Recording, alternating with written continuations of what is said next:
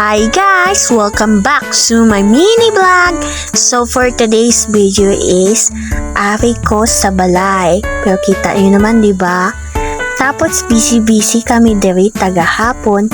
Si mama nagaluto sa sudan, si papa nagbutang sang kahoy. Kay para may igatong kagang ido namon gapatulog-tulog lang.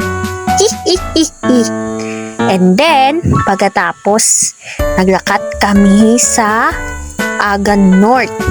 Kaya mabakal kami sang barbecue. Kaya may kwarta. Alangan, di ba, paano ka bakal kung may kwarta? And then, ang bilis ng transition. Para na kami sa balay, nagkakaon na sila na abdan namon sila. So, ayan lang for today's video. Bye-bye!